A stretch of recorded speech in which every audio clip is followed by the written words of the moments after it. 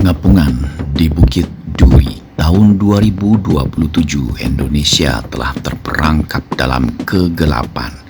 Tidak ada lagi kedamaian, tidak ada lagi harapan. Negara yang dulunya megah kini terpecah belah, diselimuti oleh kekerasan yang semakin tak terkendali. Kekacauan merajalela, dipicu oleh diskriminasi rasial yang terus mengakar dan kekerasan yang semakin meluas. Dalam bayang-bayang itu, kehidupan sosial dan pendidikan pun otomatis runtuh, meninggalkan negara ini dalam keadaan brutal dan tanpa hukum. Kota-kota menjadi medan pertempuran di mana orang-orang berjuang untuk bertahan hidup. Di setiap sudut ada rasa takut yang mendalam, dan di setiap langkah ada ancaman yang mengintai. Di tengah kekacauan ini ada satu tempat yang menjadi simbol dari kehancuran total. Tempat itu bernama SMA Duri. Sebuah sekolah yang dulunya dipenuhi oleh harapan dan mimpi, kini berubah menjadi sebuah penjara, tempat di mana para siswa yang tersesat berjuang untuk bertahan hidup. Dan di tengah-tengahnya ada Edwin, seorang guru seni keturunan Tionghoa yang datang dengan misi lebih besar dari sekedar mengajar. Ya, ia datang untuk menemukan Lian, keponakannya yang hilang. Edwin dengan langkah tegas dan hati penuh kecemasan memasuki gerbang SMA Duri. Bangunan yang suram dan penuh luka itu berdiri seakan mengingatkan akan segala kehancuran yang telah terjadi. Hujan gerimis mengguyur, namun itu bukanlah yang paling menakutkan. Yang lebih menakutkan adalah ketegangan yang terasa di udara. Sebuah ketegangan yang begitu tebal sehingga hampir bisa dirasakan. Sekolah ini bukan tempat yang biasa. Para siswa di sini tidak mencari ilmu. Mereka mencari cara untuk bertahan hidup. Edwin tahu akan hal itu. Namun ada sesuatu yang lebih penting. Lian, keponakannya yang hilang, yang terakhir kali dia dengar berada di SMA Duri. Edwin harus menemukannya. Namun apa yang dia temui di sekolah ini jauh lebih mengerikan, lebih menakutkan daripada yang ia bayangkan. Begitu ia melangkah ke dalam ruang kelas, para siswa memandangnya dengan tatapan yang penuh kebencian. Jeffrey, pemimpin kelompok siswa yang paling brutal, berdiri di sudut ruangan. Matanya tajam dan penuh ancaman. "Kamu di sini bukan untuk mengajar, bukan?" katanya, suaranya rendah dan mengerikan. Edwin pun menjawab sambil mengangguk perlahan. Dia berkata, "Saya di sini untuk mencari seseorang," jawabnya. Edwin mencoba tetap tenang, meskipun berjuta ketegangan yang hampir tak tertahankan di udara disedot oleh hidungnya. Namun Jeffrey hanya tertawa, suaranya penuh dengan kejamnya dunia ini. Jeffrey pun mengatakan, "Di sini tidak ada yang bisa ditemukan. Semua sudah hilang, termasuk dirimu." Hari-hari berlalu dan Edwin semakin terperangkap dalam dunia yang semakin kacau. Setiap hari ketegangan di SMA Duri semakin meningkat. Para siswa yang bermasalah semakin brutal, sementara pertempuran antar kelompok semakin sering terjadi. Mereka tidak hanya berperang untuk kekuasaan, tetapi juga untuk bertahan hidup. Di luar sana, di jalan-jalan yang dipenuhi kerusuhan, api membakar, tembakan terdengar, dan kota ini, negeri ini, terjebak dalam gelombang kekacauan yang tiada habisnya. Namun di balik kekerasan ini ada satu hal yang mengerikan, yaitu Lian, Edwin tak bisa berhenti berpikir tentang keponakannya. Di tengah dunia yang hancur ini, dia merasa Lian adalah satu-satunya alasan untuk bertahan.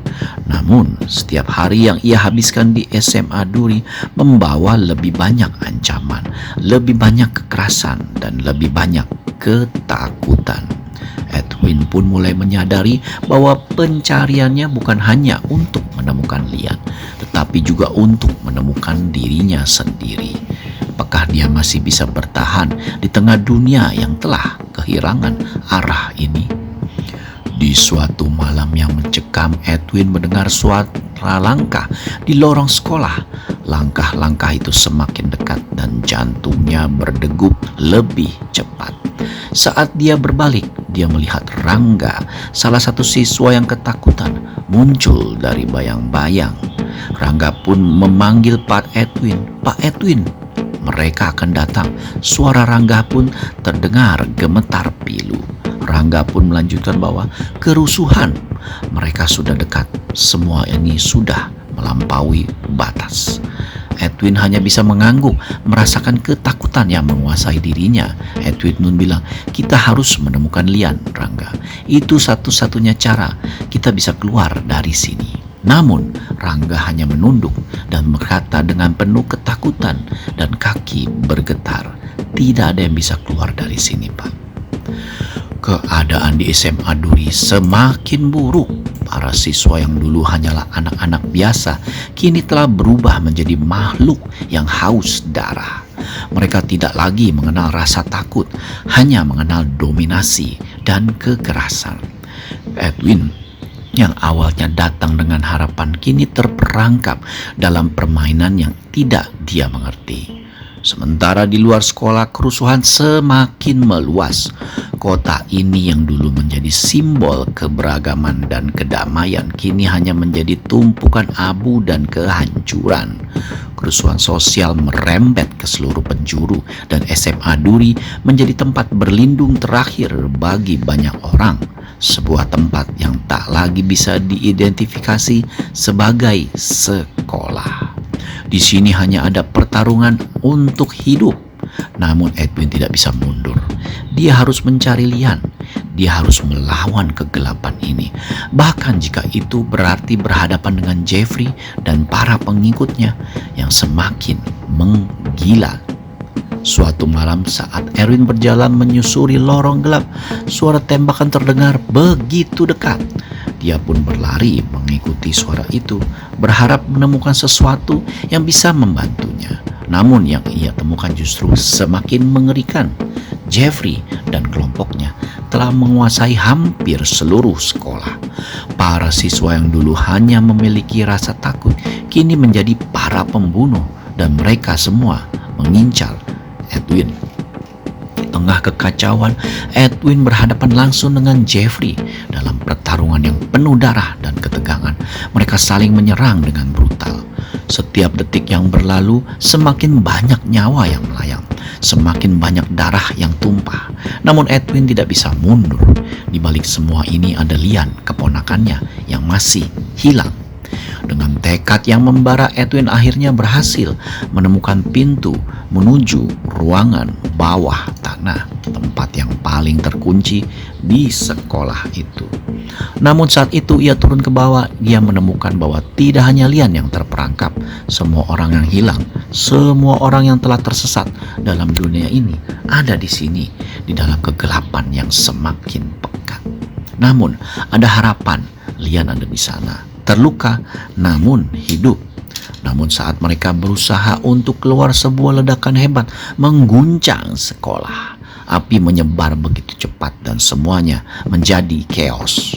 Edwin dan Lian berlari, berusaha mencari jalan keluar, tetapi semakin banyak tembok yang runtuh di sekitar mereka.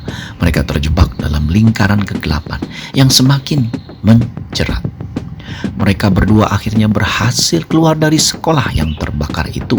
Namun dunia yang mereka hadapi di luar sana lebih mengerikan dari yang bisa mereka bayangkan.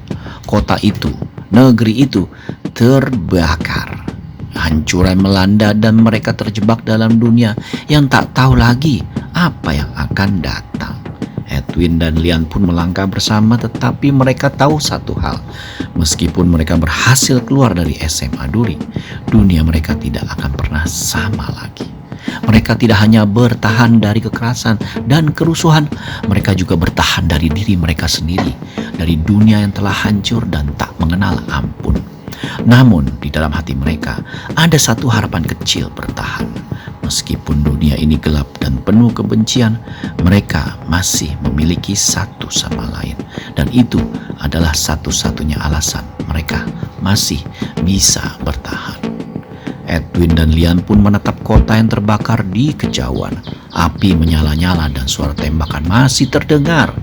Mereka tidak tahu apakah mereka akan selamat. Namun satu hal yang pasti, mereka telah melewati kegelapan yang paling dalam. Dan apapun yang terjadi, mereka akan terus berjalan bersama. Sebuah dunia yang terpecah, sebuah negara yang hancur, dan dua jiwa yang berusaha bertahan di tengah kegelapan yang tak berujung.